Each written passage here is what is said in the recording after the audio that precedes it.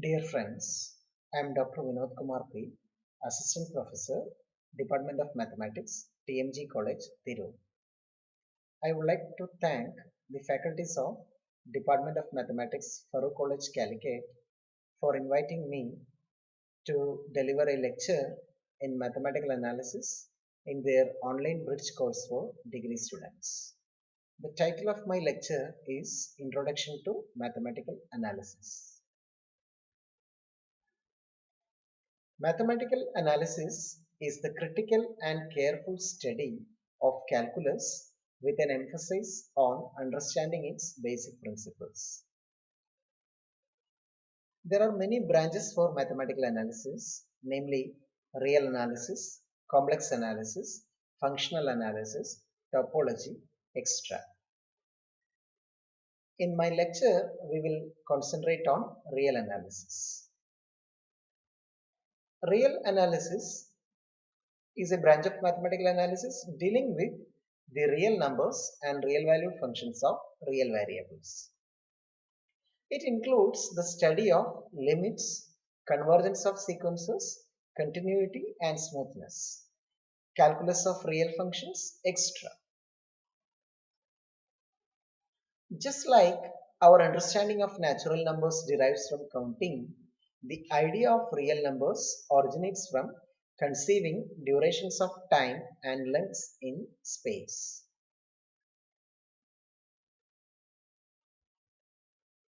Real numbers are numbers that can be expressed as decimals. The real numbers can be represented geometrically as points on a number line called the real line. Thus, the real line is a continuum composed of an uncountable number of points which corresponds to real numbers. Apart from this geometrical view, it is also a set with nice properties, even though there are philosophical questions like Zeno's paradox, whether the continuum can be represented as a set of points. We will now discuss some properties of the set of real numbers.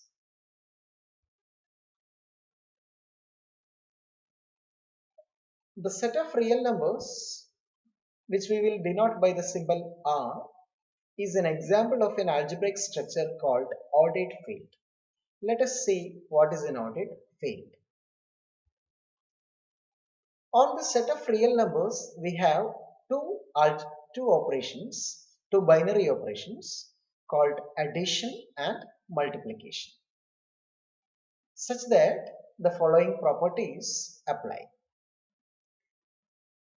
The first property for addition is that for all real numbers x, y, x plus y is again a real number. And if x equal to w and y equal to z, then x plus y equal to w plus z. The second property for addition is that for any xy in R, we have x plus y equal to y plus x. This is known as commutative property. The next property is that for any xyz in R, we have x plus y plus z equal to x plus y plus z. This property is known as associative property. The next is that the existence of additive identity. There is a unique real number 0 with the property that x plus 0 equal to x for all x element of R. The fifth property for addition is that for each x in R, there is a unique real number minus x with the property that x plus minus x equal to 0. Here minus x is called the additive inverse of x. Now we will look at properties for multiplication.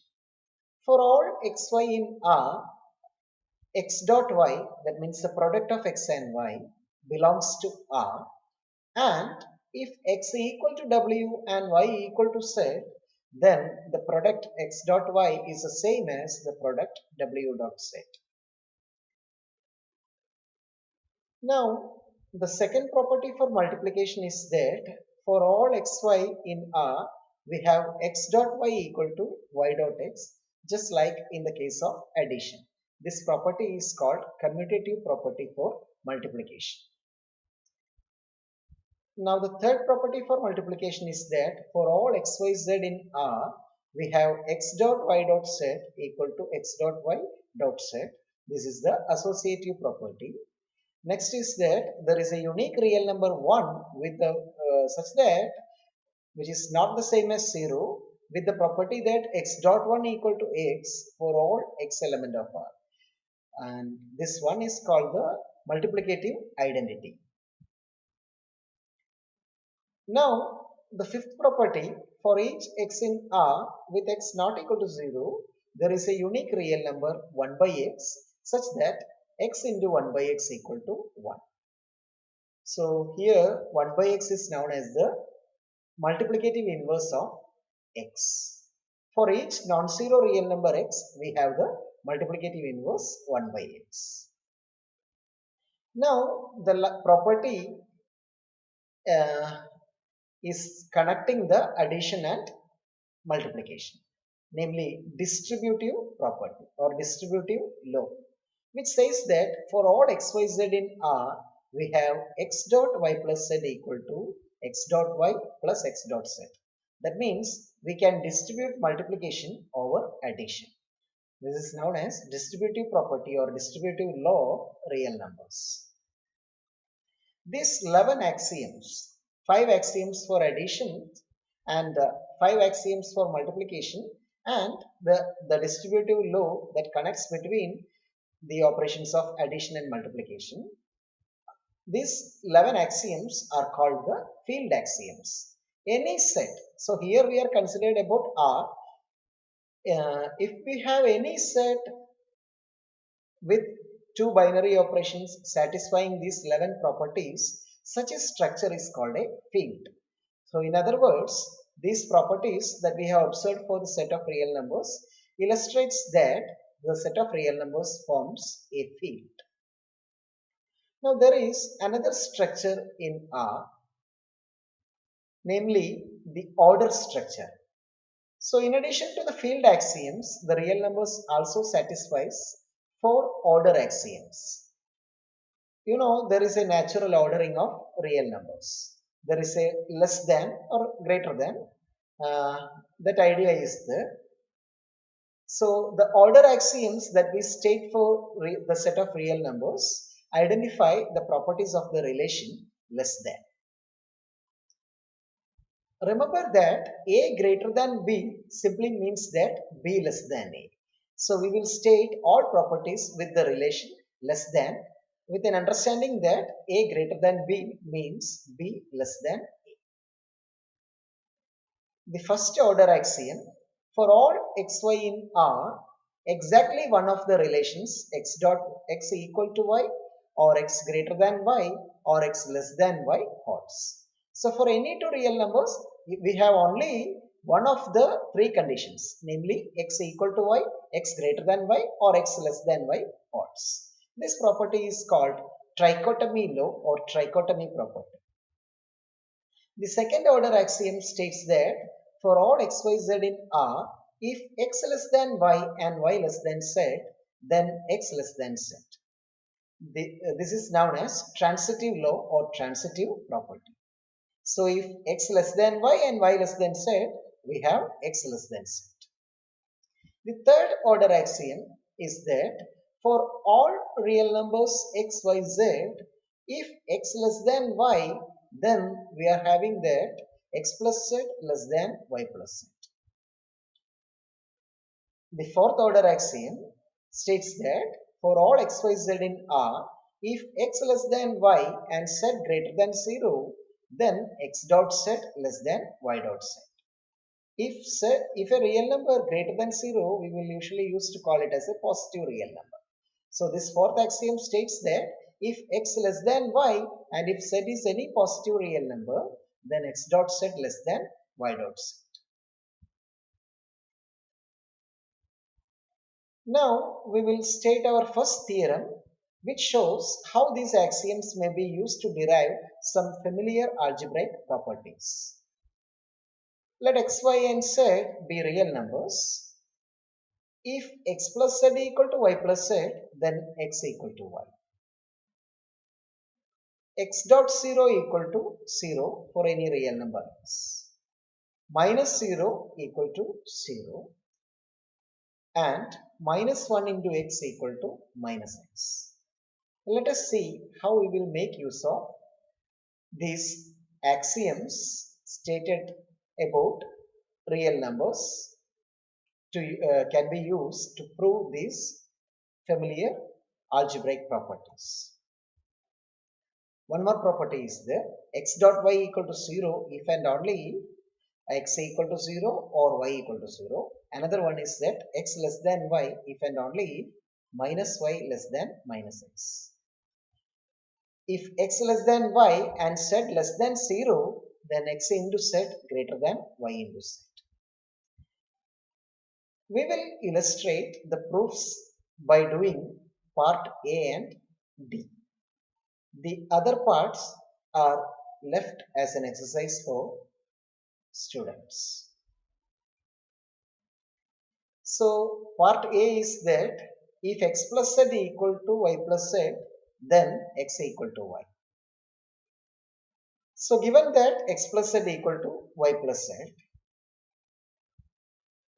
then you add with the additive inverse of z, that means minus z, to both sides of the equation x plus z equal to y plus z. So we get x plus z plus minus z equal to y plus z plus minus z. So z is the additive inverse, that is the fifth axiom for addition. Then you can use associativity. So using associative property, this can be written as x plus z plus minus z equal to y plus z plus minus z. Now additive inverse, using the property of additive inverse, we see that this reduces to x plus 0 equal to y plus 0, and then using the fact that 0 is the additive identity, we can conclude that x equal to y. Thus we have proved that if x plus z equal to y plus z, then x equal to y. Now let us prove the D part. For any real number x, minus 1 into x equal to minus x. Now the question is, what is minus 1? Now minus 1 is the number which when added to 1 gives 0. That means minus 1 is the additive inverse of 1. Now what is minus x? We want to, we note that minus x is the number which when added to x gives 0. That is minus x is the additive inverse. That is the notation for additive inverse of x. So we want to prove that minus 1 into x is equal to minus x. So how do we show that minus 1 into x equal to minus x? Note that minus x is the additive inverse of x. So in order to show that minus 1 into x is equal to minus x, we need only to prove minus 1 into x satisfies the definition of minus x. That means we want to show that when minus 1 into x is added to x, we get the result as 0. So consider x plus minus 1 into x. So you can, using the commutativity of multiplication, you can write it as x plus x into minus 1. Using the fact that 1 is the multiplicative identity, you can write this as x into 1 plus x into minus 1. So using distributive law, you can write this as x into 1 plus minus 1.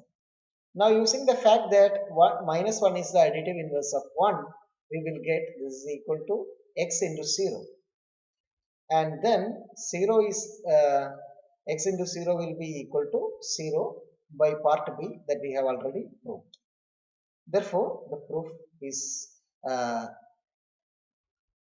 completed because we in the fifth axiom for addition we assumed that the existence of additive inverse is uniquely exists for any real number x. There is an additive inverse minus x which exists uniquely. So here minus 1 into x satisfy the property that x plus minus 1 into x equal to 0, and the additive inverse is unique, so that implies that minus 1 into x is the same as minus x. Any mathematical system that satisfies these 15 axioms, so 11 axioms for a field and 4 axioms for about the order relation. So these 15 axioms, any mathematical system that satisfies these 15 axioms is called an ordered field. So we can conclude that the set of real numbers is an example for an ordered field. But there are other examples as well. The set of rational numbers Q is another example. Now there is one more algebraic property of the real numbers to which we give special attention because of its frequent use in proofs in analysis and because it may not familiar. So let us state it as another theorem, second theorem. Let x comma y be real numbers with x less than or equal to y plus epsilon for every epsilon greater than 0. Then x less than or equal to y. In order to prove this fact, we will establish the contrapositive. By the trichotomy law, the first order axiom, the negation of x less than or equal to y is x greater than y. Thus, we suppose that x greater than y, and we must show that there exists an epsilon greater than 0 such that x greater than y plus epsilon. So the question is, if x greater than y, what positive epsilon can we add on to y so that x greater than y plus epsilon?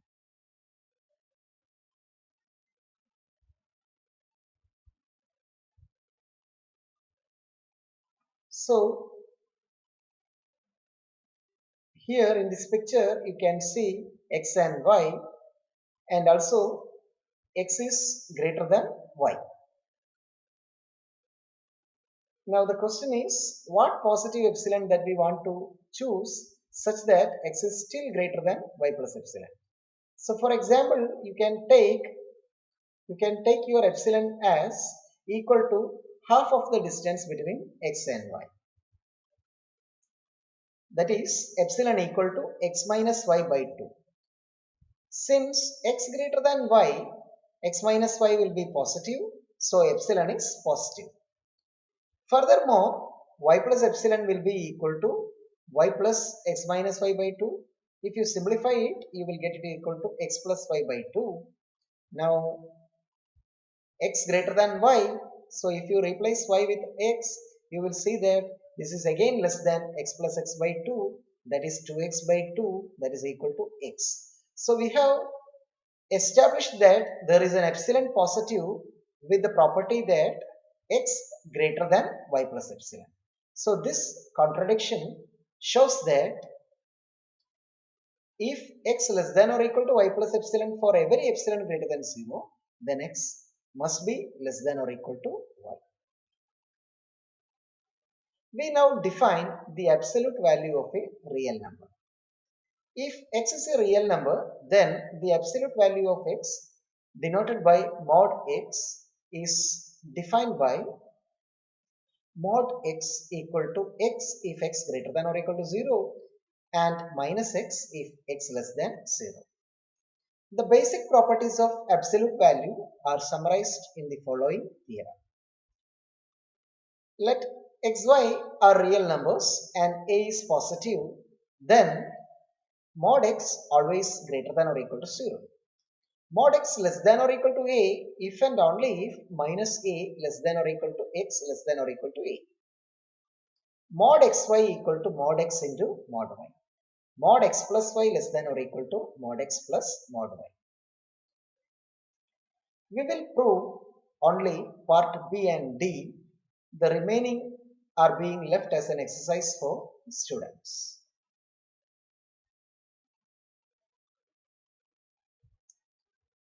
So B part, we want to show that mod x less than or equal to a if and only if minus a less than or equal to x less than or equal to a.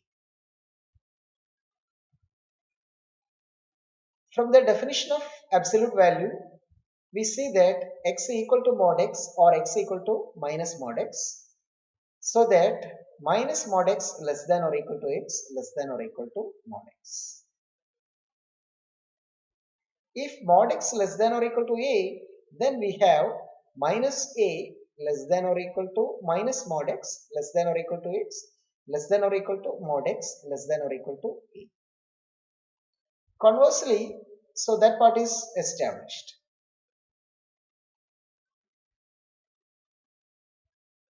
Now for the converse, suppose that minus a less than or equal to x less than or equal to a. If x greater than or equal to 0, then mod x less than or equal to a. And if x less than 0, then mod x equal to minus x, which is again less than or equal to a. Thus in both cases, we have mod x less than or equal to a. So that completes the proof of part B. Now look at part D. So here we want to show that mod x plus y less than or equal to mod x plus mod y. So as in part B, we observe that minus mod x less than or equal to x less than or equal to mod x and minus mod y less than or equal to y less than or equal to mod y. Now adding these inequalities together, we will get that minus of mod x plus mod y less than or equal to x plus y less than or equal to mod x plus mod y. Which implies that from part B, mod x plus y less than or equal to mod x plus mod y. Here, the part D of this result, that is mod x plus y less than or equal to mod x plus mod y for any real numbers x and y, is called the triangle inequality. Its names come from its being used with vectors in the plane where mod x represents the length of vector x, and if you have vectors x and y, then their sum x plus y. If you represent x and y as sides of a triangle, then x plus y corresponds to the length of the other side, and the triangle inequality then simply says that the length of one side of a triangle is less than or equal to the sum of the lengths of the other two sides. That is why this inequality is called the triangle inequality. Now we will come into the most important axiom satisfied by the set of real numbers, namely the completeness axiom.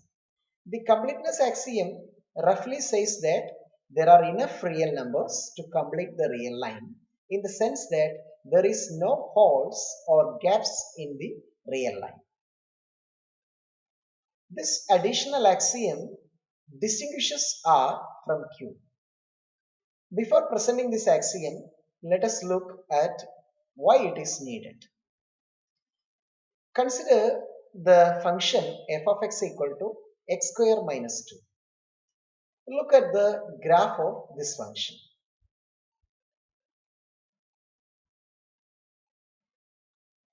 When the graph of this function crosses the horizontal axis at a point between 1 and 2, here in this figure it is being identified. Now the question is, does that real number, that means the point at which the graph of the function f of x equal to x square minus 2 crosses the x-axis, does that real number exist? How can we be sure that there is a number x on the x-axis such that x square minus 2 equal to 0? It turns out that if the x-axis consists of only rational numbers, then no such number exists. because we know that root 2 is not a rational number. Thus, there is no rational number whose square is 2. In fact, we can easily prove that a more general result that root p is irrational, that means not rational, for any prime number p. Recall that an integer p greater than 1 is a prime number if and only its only divisors are 1 and p. We will prove that if p is a prime number, then root p is not a rational number. We suppose that root p is a rational and obtain a contradiction. If root p is a rational, then rational numbers means numbers which can be expressed of the form m by n, where m and n are integers with n not equal to 0. So if root p is rational, we can write root p equal to m by n, where m and n are integers with no common factors other than 1. Then if we square, we will get that p equal to m square by n square, so that p n square equal to m square. So that shows that p must be a factor of m square. Now the prime factored forms of for m and m square have exactly the same prime factors, so we can conclude that p is a factor of m. That is, m will be equal to some k times p for some integer k. But then we have p n square equal to m square and m equal to kp. Therefore, we will get that p n square equal to k square p square. So, cancelling one p, we will get n square equal to k square into p. Thus, p is a factor of n square, and we know that the prime both n and n square have the same prime factors. Therefore, p is also a factor for n. So that shows that p is a factor for both m and n, contradicting the fact that they have no common factor other than 1. Thus, we have proved that root p is not a rational number. We know that there are uncountably many irrational numbers. Rational numbers are countable, and the set of real numbers is an uncountable set, and irrational numbers is an uncountable subset of the set of real numbers. So, if we consider only rational numbers and if we place it in the real line, in the number line, then we have uncountably many holes in the real line. It is these holes in the number line that the completeness axiom fills. In order to state the completeness axiom for R, we need some preliminary definitions. We will see what we mean by upper bounds and suprema. If S is a subset of R, then if there is a real number m with the property that m greater than or equal to s for all s in S, then m is called an upper bound of S. And we say that S is bounded above. So if there is a real number m greater than or equal to s for all s in S, then m is called an upper bound of S, and we say that the set S is bounded above. If m less than or equal to s for all s in S, then m is a lower bound of S and S is bounded below. The set S is said to be bounded if it is bounded above and bounded below. If an upper bound m of S is a member of S, then m is called the maximum or largest element of S, and we write m equal to max S. Similarly, if a lower bound of S is a member of S, then it is called the minimum or least element of S, denoted by min S. While a set may have many upper and lower bounds, If it has a maximum or a minimum, then these values are unique. Students are advised to prove this result, this fact. Now let us consider an example. S is the subset 2, 4, 6, 8 of the set of real numbers. So these points are marked in the real line 2, 4, 6, 8. Here you can observe that the set S is bounded above by any number, namely 8, or any number bigger than 8 will be an upper bound.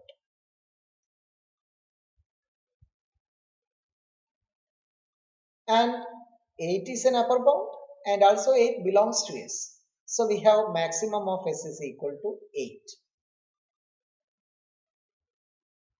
Similarly, S has many lower bounds including 2, which is the largest of the lower bounds. And also 2 is in S. Therefore, 2 is the minimum of S. It is easy to see that any finite set is bounded and always has a maximum and a minimum. Now consider the example, the closed ray 0 infinity. We observe that it is not bounded above. So the closed ray 0 infinity is marked in red color in the real line. So observe that it extends to infinity, starting from 0 extends to infinity. So it has no maximum, therefore it has no upper bounds. So it is not bounded from above. But it is bounded below by any non-positive number, and of these lower bounds, 0 is the largest. Any number less than 0 is a lower bound of this set, and 0 is the largest lower bound. And also 0 belongs to the set closed 0 infinity, closed ray 0 infinity. So 0 is the minimum of this set. Now consider the interval open 0, closed 4, half open interval 0, 4. This interval has a maximum 4 and this is the smallest of the upper bounds. But here this set is bounded below by any non-positive number, and of these lower bounds 0 is the largest. But here 0 does not belongs to our set. So we can conclude that this set has no minimum. So in this particular example, this set, even though it is bounded below, it has no minimum. Now consider empty set. As empty set contains nothing, we can say that empty set is bounded above by any real number m. And also the condition m greater than or equal to s is satisfied for all s in empty set, because empty set has nothing. So that m greater than or equal to s is vacuously satisfied. Now that condition is equivalent to the implication that if s belong to empty set, we need m greater than or equal to s.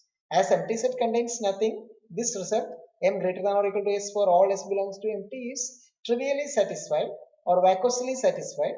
So you can say that empty set is bounded above by any real number m.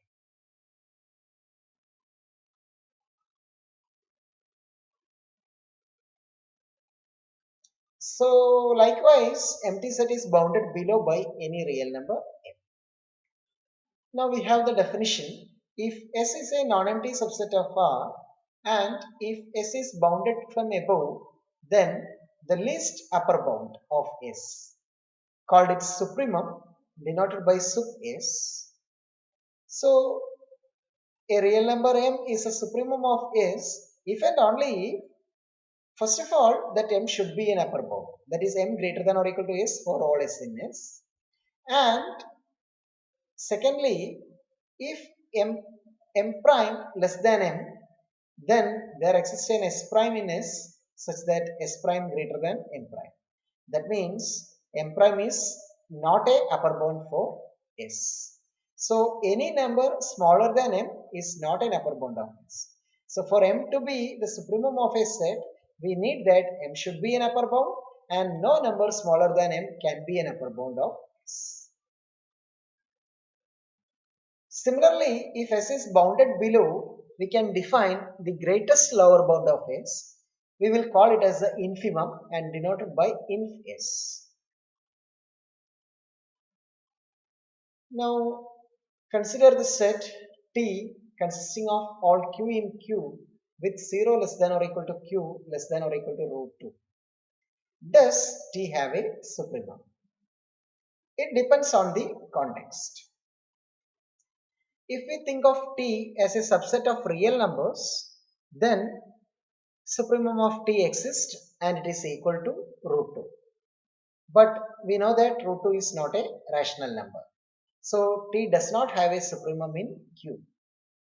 But T have a supremum in R, but not have a supremum in Q.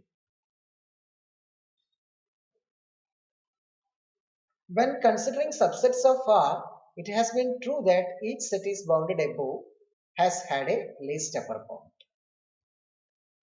This supremum may be a member of the set, as in the interval 0, 1, there the supremum is 1, 1 belong to that set.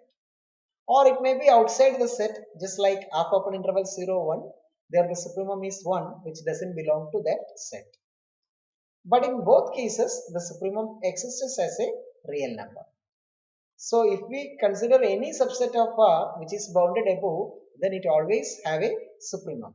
There always exists a real number which is the least upper bound for that set.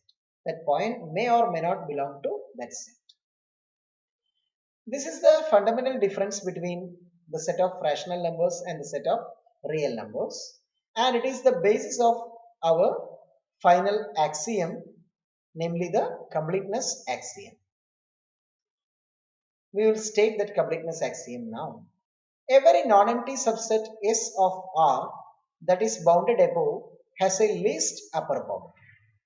That is, supremum S exists and it is a real number. So that is a completeness axiom. Every non-empty subset S of R which is bounded above has a least upper bound.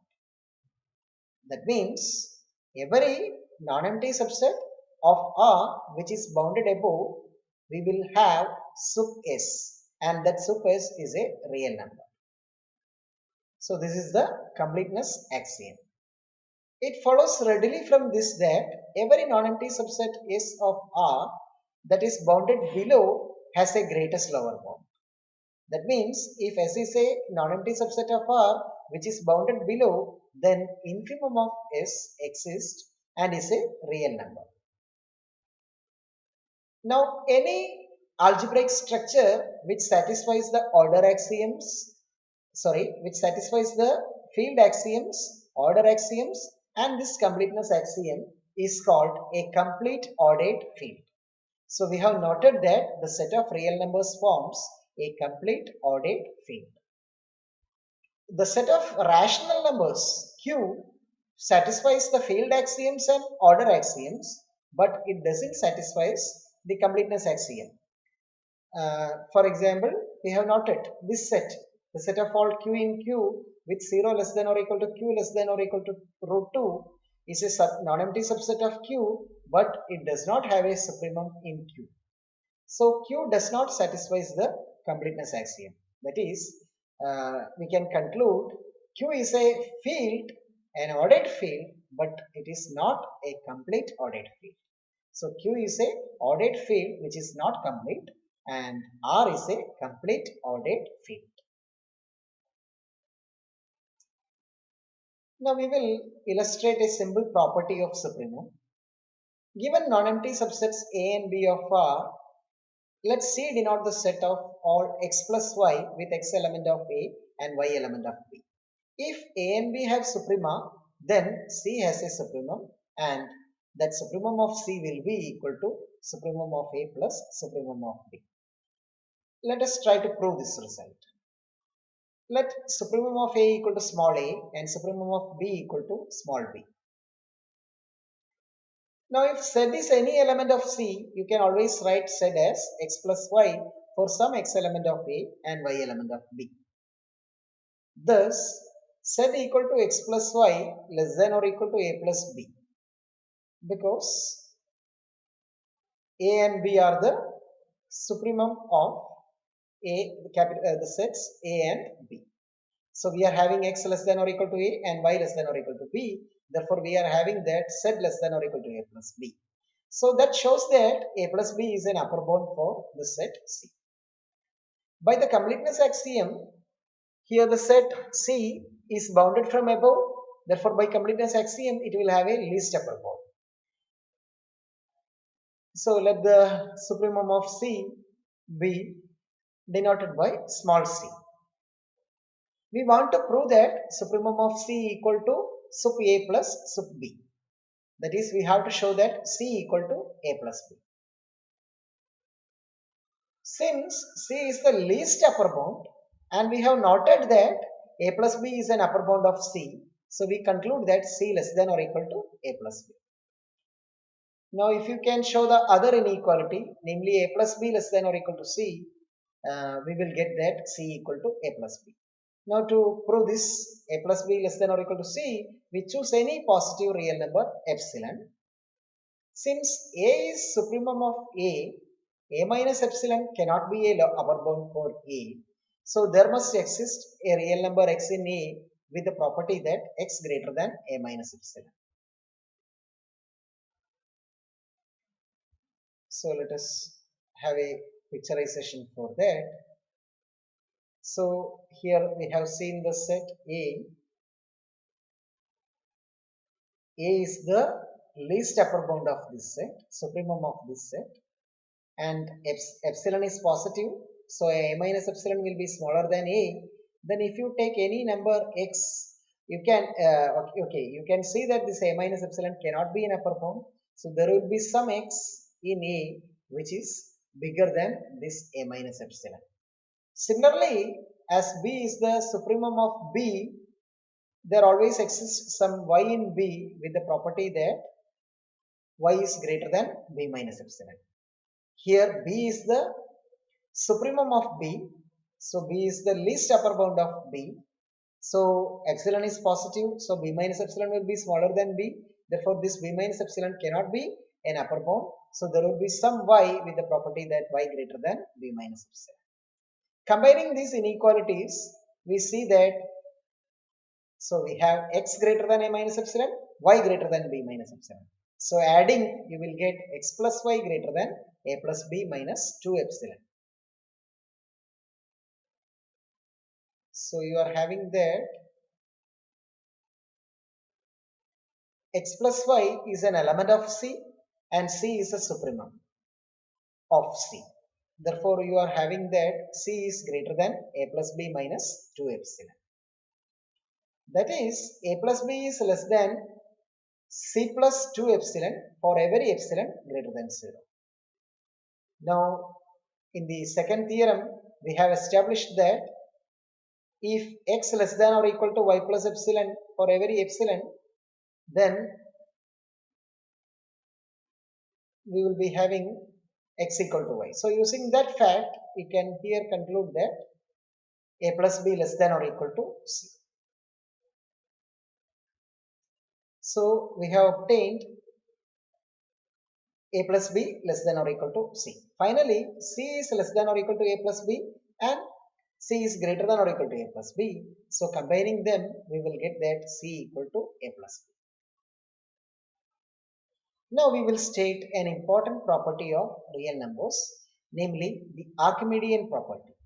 The Archimedean property states that the set of natural numbers is unbounded above in R or not bounded from above in R. The set of natural numbers is not bounded above. That is the Archimedean property. To prove this, suppose that n is bounded above. Then by completeness axiom, it would have a least upper bound. Let us take supremum of n equal to m. Since m is a least upper bound, m minus 1 is not an upper bound of n. So there exists a number n in n such that n greater than m minus 1. But then n plus 1 greater than m. So we are having a natural number. Since n is a natural number, n plus 1 is again a natural number. So we are having a natural number bigger than m. But that is not possible, and it contradicts the fact that m is an upper bound of n. So we can conclude that this n, the set of natural numbers, cannot have a least upper bound. It is not having a least upper bound, and it is not bounded above. So we have established that the set of natural numbers is not bounded above, not bounded above. So this is known as the Archimedean property of R. There are many other ways to state this property, and this property is widely used in mathematical analysis. We will state many equivalent forms of this as our next theorem, and we will establish their equivalence.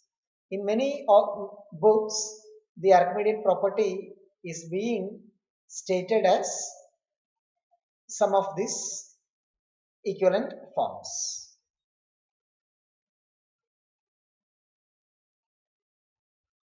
Each of the following is equivalent to the Archimedean property. First one, for each z element of R, there exists n element of n such that n greater than z. For each x greater than 0 and for each y element of R, there exists an n element of n such that nx greater than y. For each x greater than 0, there exists an n element of n such that 0 less than 1 by n less than x. We will prove that these three conditions are equivalent to the Archimedean property. So we shall prove that Archimedean property implies A, implies B, implies C, and C implies Archimedean property. So that will establish that these three properties are equivalent to Archimedean property.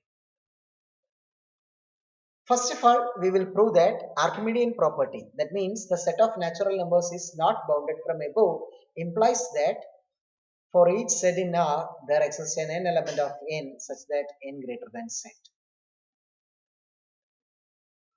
So look at that property A. What it says, whatever real number z you take, you can always find a natural number bigger than that. Now let us establish this equivalence. Suppose A is not true, then what happens? That means there is some real number z0 such with the property that there is no natural number bigger than that. That means we are having that all n is less than or equal to z0. Now in that situation, z0 will be an upper bound of n.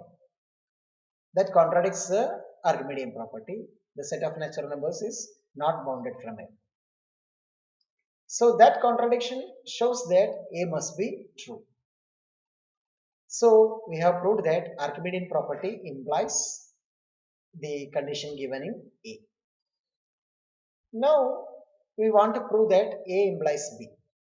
That means if we have that whatever real number z you take, there is a natural number bigger than it, then we want to establish that for any real number x greater than 0 and for each real number y, there is a natural number n with the property that nx greater than y. So here, given that x greater than 0 and y is a real number, so as x is greater than 0, we can consider z equal to y by x, which is again a real number. So from part A, we see that there is a real number n, there is a natural number n such that n greater than y by x. So that implies nx greater than y. So that shows that A implies B. Now we want to prove that B implies C.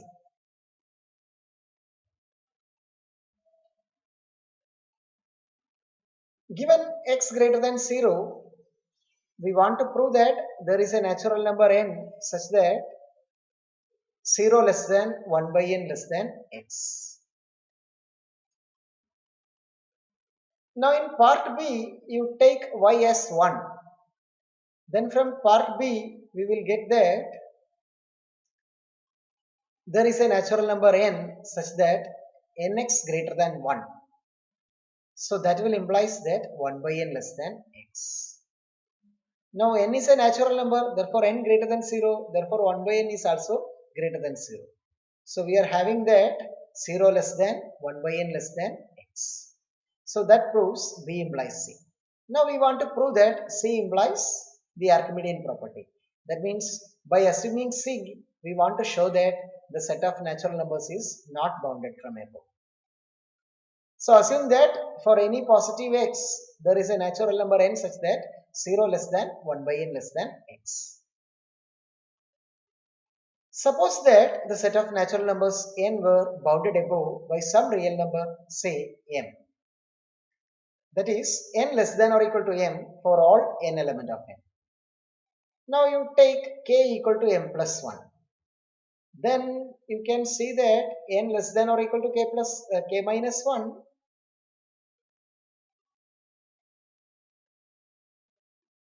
Because k is m plus 1, therefore k minus 1 is m. So n is less than or equal to k minus 1. Now k minus 1 is less than k. So that will imply that 1 by n is greater than 1 by k for all n. This contradicts C with x equal to 1 by k.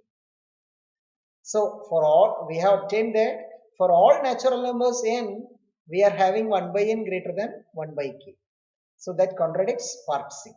So this shows that C implies the Archimedean property. So we have established the equivalence of all these three properties with the Archimedean property. Recall that in first theorem we proved that root p is not a rational number when p is a prime. We are now in a position to prove that there is a positive real number whose square is p. So root p is not a rational number when p is a prime, but there is a real number whose square is p. So this will illustrate that we have filled the holes in the number line. So we will state it as theorem. Let p be a prime number, then there exists a positive real number x such that x square equal to p. Now for proving this, consider the set S consisting of all r in R with r greater than 0 and r square less than p. Since p greater than 1 and 1 is an element of S, we see that S is non-empty. Furthermore, if r is an element of S, then r square will be less than p and p is less than p square. So we see that if we remove the squares, that means taking the square roots, we will get r less than p. So S is bounded above by p. So S is a non-empty subset of real numbers which is bounded from above. Therefore, by completeness axiom of real numbers, we see that supremum of S exists as a real number. Let x be the supremum of S. It is clear that x greater than 0, we claim that x square equal to p. To prove this, we shall show that neither x square less than p nor x square greater than p is consistent with our choice of x.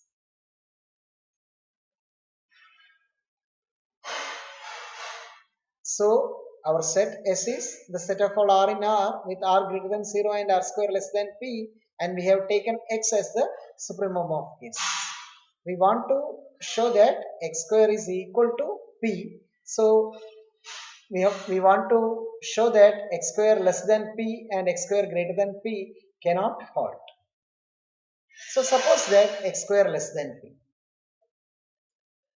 So x square less than p, we want to find something positive, say 1 by n, that we can add on to x and still have its square be less than p. This will contradict x as an upper bound of s.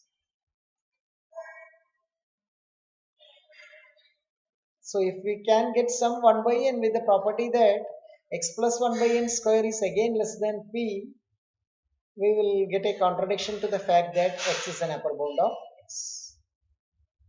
Now we assumed that x square less than p, therefore you can observe that p minus x square divided by 2x plus 1 is greater than 0. So by the condition C in theorem 8, an equivalent property of Archimedean property, using that there exists some natural number n with the property that 1 by n less than p minus x square divided by 2x plus 1. Then x plus 1 by n square will be equal to x square plus 2x by n plus 1 by n square. That can be written as x square plus 1 by n into 2x plus 1 by n, which is less than or equal to x square plus 1 by n into 2x plus 1, which we get from this inequality. So we are getting that this is less than x square plus p minus x square. So x square and minus x square get cancelled, we get p. So you are having that x plus 1 by n square is again less than p. So that contradicts the fact that x is the supremum of s. So x plus 1 is again, we have established that x plus 1 is x plus 1 by n is in s. So that contradicts our choice of x as the upper bound for s. So we have ruled out the case x square less than p. Now suppose that x square greater than p. We want to find something positive, say 1 by n, that we can subtract from x and still have its square be greater than p. This will contradict x as the least upper bound of s. So we want to find out an m such that x minus 1 by n square is greater than p.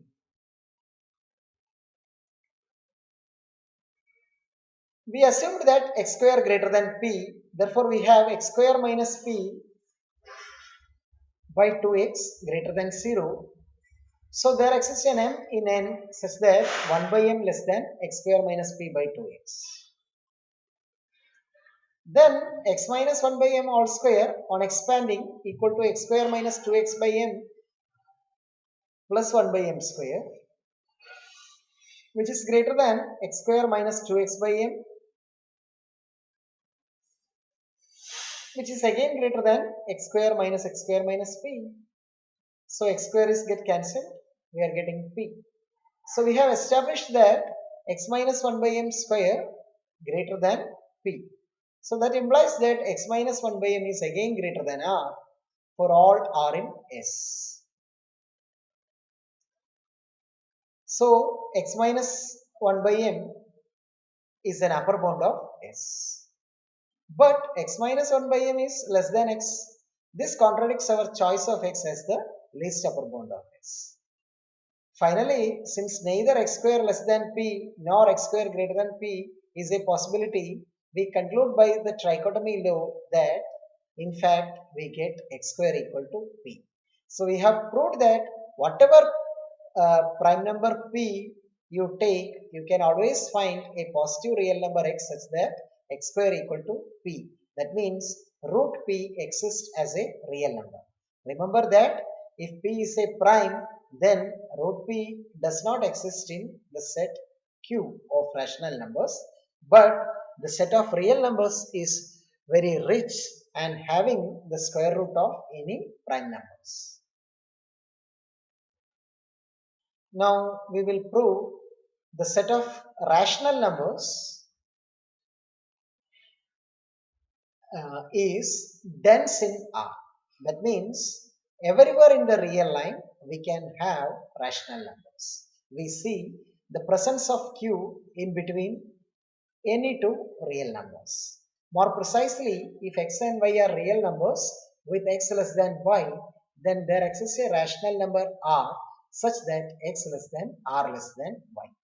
This is known as the density property. Let us try to prove this. We begin by supposing that x greater than 0.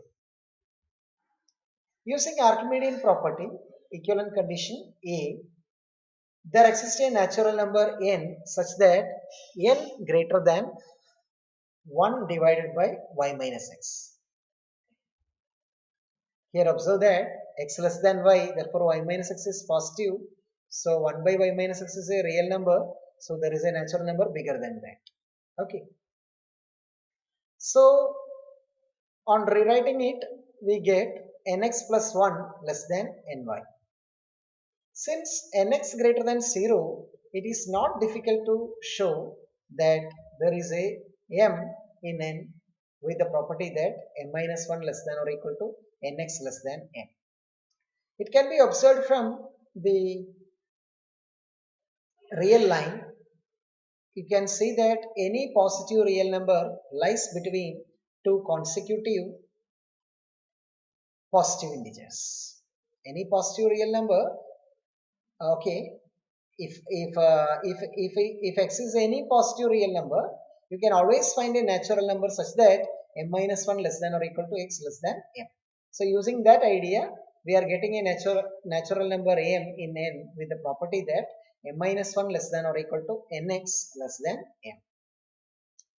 But then m less than or equal to nx plus 1, which is less than ny, so that nx less than m less than ny.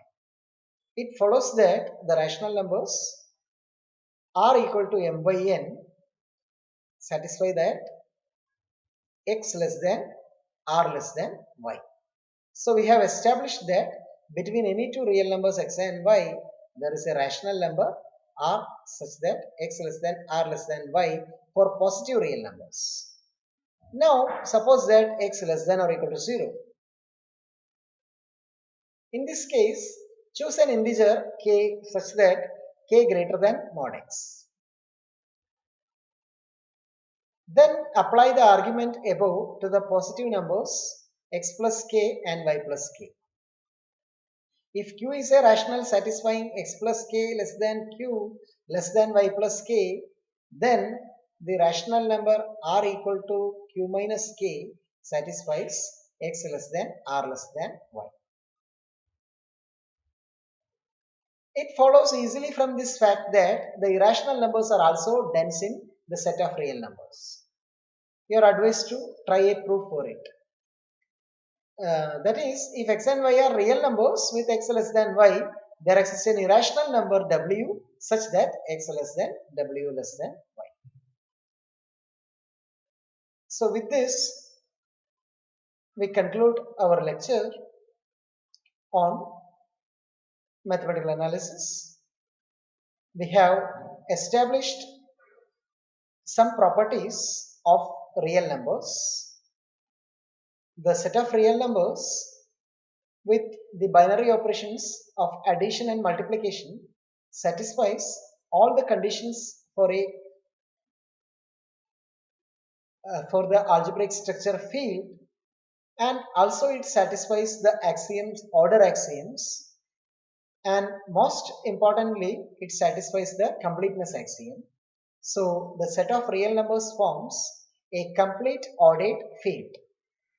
Remember that Q is a ordered field but not complete. For further reading about this fact, these ideas, I suggest these three books. The first one is Introduction to Real Analysis by Bartle and Sherbert, and the second one is An Introduction to Real Analysis, John K. Hunter, and the third one is Introduction to Real Analysis by William F. French. The last two books are easily available in Google. You can get PDF of the last two books by searching it in Google. Okay, thank you. Thank you all.